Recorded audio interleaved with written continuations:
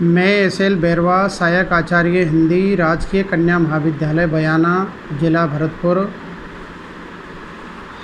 Online classes के तहत ई content योजना अंतर्गत आज हम BA part second year Hindi साहित्य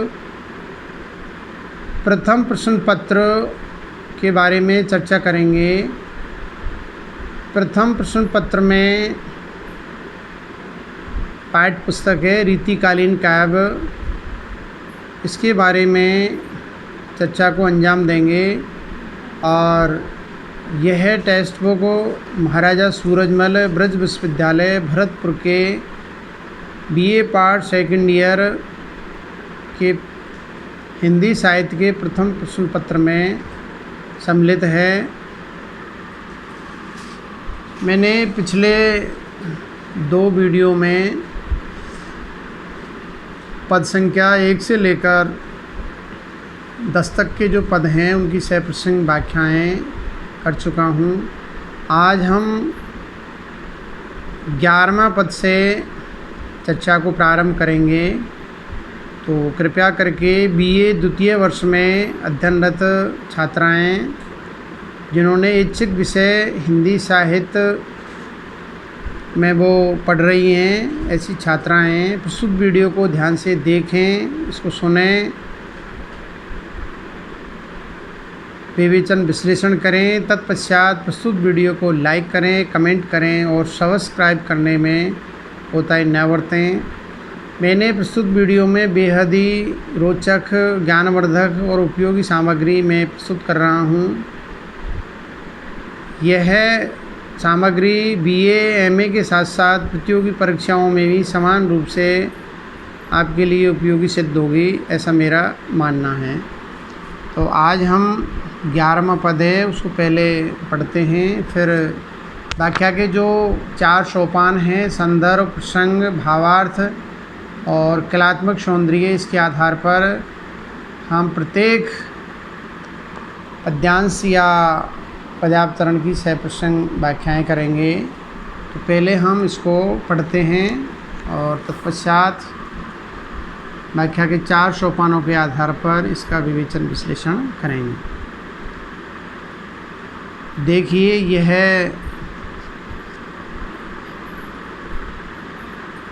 जिस पुस्तक की हम चर्चा कर रहे हैं वो है रीतिकालीन काव्य।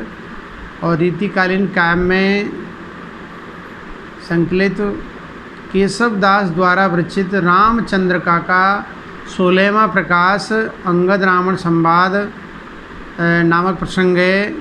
उससे जो चुनिंदा पद्यांश है वो उद्धृत है। तो 10 पदों की हम पहले सप्रसंग व्याख्या कर चुके हैं। 11वां पद है, तो पहले इसको पढ़ते हैं। राम को काम कहा रिपु जीते ही, कौन कवे रिपु जीतो कहाँ। बाली बली छल सो भृगुनंदन, गर्भ हन्यो दुज दीन महा। दीन सो क्यों छित छत्र हत्यो, बिन प्राणन है राज कियो। है कौन वह बिसर्यो जन, खेलत ही तुम्हें बांध लियो। अब हम इस पद्यांश की व्याख्या के 4 सोपानों के आधार पर इसकी सप्रसंग व्याख्या करेंगे। तो कृपया करके छात्राएं ध्यान देकर सुनें इसको और देखें। तो पहले हम इसका संदर्भ देखते हैं। नंबर 1, प्रस्तुत पद्यांश हमारी पाठ्य पुस्तक रीतिकालीन काव्य में संकलित केशव दास द्वारा विरचित रामचंद्रिका के 16वां प्रकाश अंगद रावण संवाद से उद्धृत है, अवतरित है, लिया गया है। अब हम इसका प्रसंग देखते हैं। प्रस्तुत पद्यांश में अंगद और रावण का संवाद प्रश्नोत्तर रूप में दिया गया है और अंगद रावण को प्रत्युत्तर देता है। और बहुत ही रोचक संवाद है। अब हम इसका भावार्थ या इसका भाष्य देखते हैं। प्रस्तुत पद्यांश में रावण ने अंगद से पूछा कि राम क्या काम करता है। रावण ने अंगद से प्रश्न किया कि राम क्या काम करते हैं या करता है। तब अंगद ने उत्तर दिया कि वे शत्रुओं को जीतते हैं, शत्रुओं को पराजित करते हैं। रावण ने आगे पूछा कि राम ने कौन से शत्रु को कब और कहाँ पर जीता, अर्थात कब और किस पर विजय पाई। अंगद ने उत्तर दिया कि उन्होंने बलवान बाली को जीता और मारा।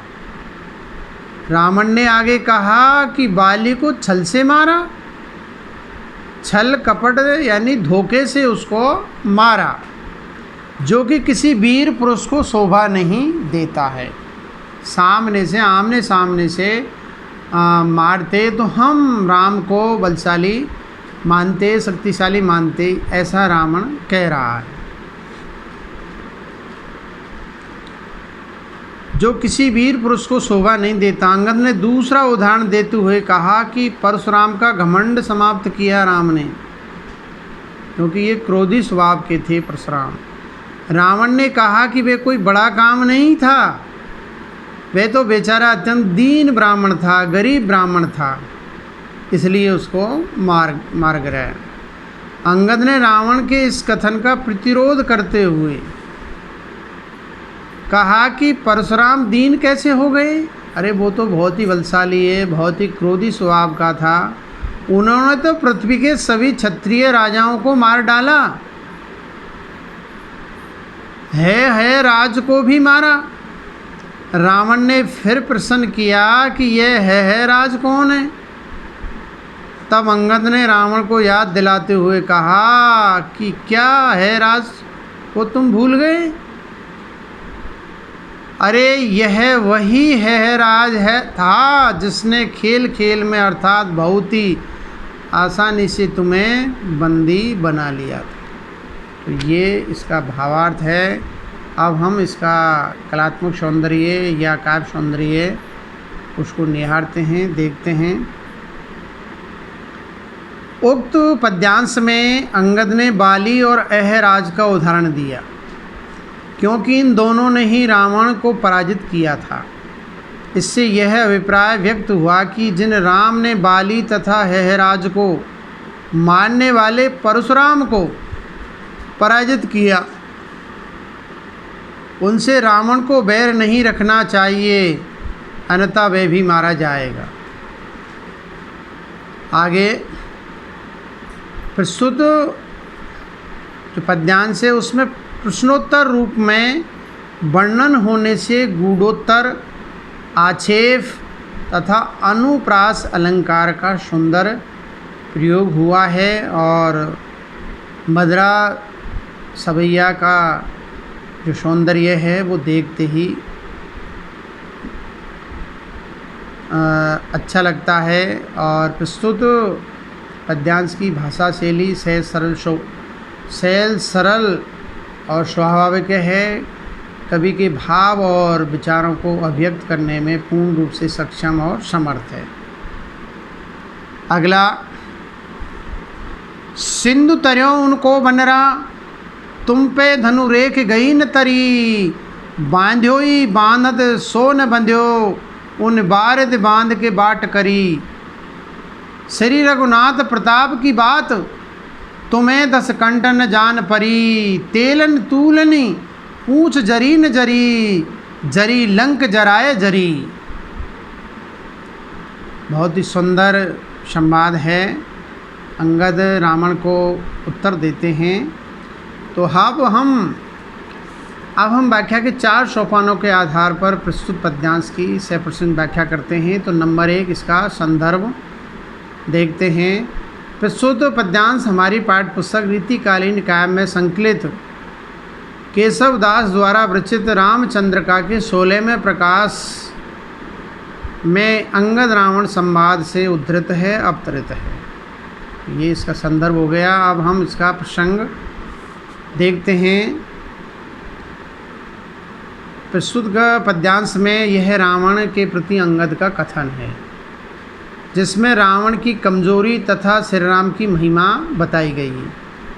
कवि केशवदास वर्णन करते हुए बताते हैं, क्या बताते हैं? अगला जो व्याख्या का तीसरा चरण है, सोपान है, भावार्थ है, उसमें हम चर्चा करते हैं। तो प्रस्तुत पद्यांश में अंगद ने रावण से कहा कि श्री राम के एक बंदर हनुमान ने समुद्र को पार किया, 7 समुद्र पार करके, किंतु तुमसे उनके द्वारा, अरे लक्ष्मण के द्वारा खींची गई धनुष की रेखा भी नहीं लांगी गई, और आप क्या है, माता सीता को बाहर बुलाया भिक्षा के लिए, साधु बन करके भिक्षा के लिए उनको लक्ष्मण रेखा को लांघना पड़ा, और आप उसको उठा करके और ले आए। आप में तो इतनी सी भी शक्ति नहीं है कि आप लक्ष्मण रेखा को पार कर जाते। तुमने उनके बंदर हनुमान को बांधने की कोशिश की, परंतु तुमसे वे भी नहीं बांधा जा सका, जबकि श्री राम ने विशाल सागर को बांधकर अर्थात पुल बनाकर सेतु बंध से रास्ता बना दिया। इतने पर भी हे रावण, यदि तुम श्री राम के प्रताप की बातों को अर्थात उनकी महिमा को नहीं समझ सके तो इसमें तुम्हारी नादानी है, आपकी ही मूर्खता है। तुमने तो हनुमान की पूंछ पर तेल और रुई बांधकर आग लगाई, परंतु तुम्हारे द्वारा जलाए जाने पर भी वे पूंछ नहीं जली। पूंछ का कुछ नहीं बिगड़ा, किंतु उस पूंछ ने तुम्हारी सोने और रत्नों से जड़ी हुई लंका को ही जला दिया। तो ये इस पद्यांश का भावार्थ है। अब हम व्याख्या का चतुर्थ सोपान, विशेष टिप्पणी या कलात्मक सौंदर्य या काव्य सौंदर्य, उसको निहारते हैं, देखते हैं। नंबर 1, उक्त पद्यांश में रावण जब साधु के वेश में सीता हरण करने गया था, तब कुटिया के आगे लक्ष्मण द्वारा धनुष से खींची गई अग्नि रेखा को पार नहीं कर सका था, क्योंकि रावण में इतना बल नहीं था। नंबर 2, उक्त गद्यांश में रावण एक बंदर को नहीं बांध सका, जबकि श्री राम ने विशाल सागर को बांध दिया, सेतु बंद बनाकर उसे पार कर गए। इस प्रकार रावण को कमज़ोर बताकर श्री राम को शक्तिशाली और महिमा में, गरिमा में उनका जो चरित्र है उसका वर्णन किया गया है।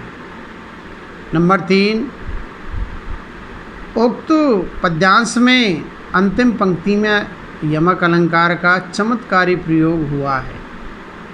साथ ही अनुप्रास, काव्यलिंग, आक्षेप, पर्यायोक्ति अलंकारों का सुंदर प्रयोग हुआ है। मदिरा सवैया की गति यति पद योजना उचित रूप में प्रस्तुत हुई है। और नंबर 4, उक्त पद्यांश की भाषाशैली से सरल सुबोध कवि के भाव और विचारों को अभिव्यक्त करने में पूर्ण रूप से सक्षम और समर्थ है। अब हम अगला छंद पढ़ते हैं। नील सुखैन हनु उनके नल, और सबे कपिपुंज तिहारे। 8 दिशा बलि दे, अपने पदुले पितुजा लगी मारे। तोष सपूतई जाई के बाली, अपूतन की पदवी पगुधारे। अंगद संग ले मेरो सबे दल, आजऊ क्यों न हते बपू मारे। तो ये रावण का कथन है। अब हम व्याख्या के 4 सोपानों के आधार पर प्रस्तुत छंद या पद की शयप्रसंग व्याख्याएँ करेंगे। तो पहले हम इसका संदर्भ देखते हैं। प्रस्तुत अवतरण हमारी पाठ्य पुस्तक रीतिकालीन काव्य में संकलित केशवदास द्वारा विरचित रामचंद्र का के 16वां प्रकाश या 16वां सर्ग अंगद रावण संवाद से उद्धृत है, अवतरित है। अब हम इसका प्रसंग देखते हैं। प्रस्तुत पद्यांश में रावण अंगद को भेद नीति के सहारे श्री राम के विरुद्ध करने की चेष्टा करता है। उसी प्रसंग में ही है रावण का कथन है। और रावण क्या कहता है अंगद से, अगला जो सोपान है तीसरा, इसका भावार्थ उसमें हम देखते हैं। तो प्रस्तुत पद्यांश में रावण ने कहा, हे अंगद, नील, सुखेन, हनुमान और नल ये चार तो राम के पक्ष के हैं, परंतु शेष वानर सेना तुम्हारी है। अतः इन चारों के साथ सुग्रीव, जामवंत, राम और लक्ष्मण आठों की दिशाओं में बलि देकर अपना किष्किंधा का राजपद ले लो, सिंहासन को हथिया लो और आप अपने पिता का बदला ले लो। आपके पिता श्री थे बाली, जिनका वध राम ने किया था, तो उनसे आज ये मौका है बदला लेने का। तुम जैसा सुपुत्र उत्पन्न करके भी बाली को पुत्रहीन की पदवी मिली है। यदि तुम चाहो तो मेरी सारी सेना अपने साथ लेकर आज ही अपने पिता के हत्यारे अर्थात राम को मार डालो। तो ये रावण की डिप्लोमेसी है, कूटनीति है, वो इसमें चित्रित हुई है। आगे व्याख्या का चौथा सोपान है काव्य सौंदर्य, उसको देखते हैं। उक्त पद्यांश में श्री राम को बाली का वध करता बताकर तथा अंगद को बाली का सुपुत्र कहकर रावण ने भेद नीति का सहारा लिया है। इससे कवि ने रावण की चारित्रिक न्यूनता की वंदना की है। और प्रस्तुत पद्यांश में अनुप्रास, काव्यलिंगी, परिकर, पर्यायोक्ति, अलंकार का सुंदर प्रयोग हुआ है। विजा सवैया की गति यदि बहुत ही सुंदर प्रस्तुत हुई है। और उक्त पद्यांश की भाषा शैली सहज, सरल, सुबोध, कवि के भाव और विचारों को अभिव्यक्त करने में पूर्ण रूप से सक्षम और समर्थ है। अगला पद्यांश, जो सुत अपने बाप को बैर न लोई प्रकाश, तासो जीवत ही मर्यो लोग कहे तज आस।